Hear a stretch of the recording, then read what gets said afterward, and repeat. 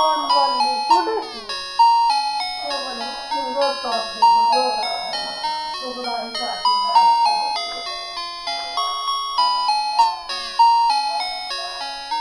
अच्छा आ गई थी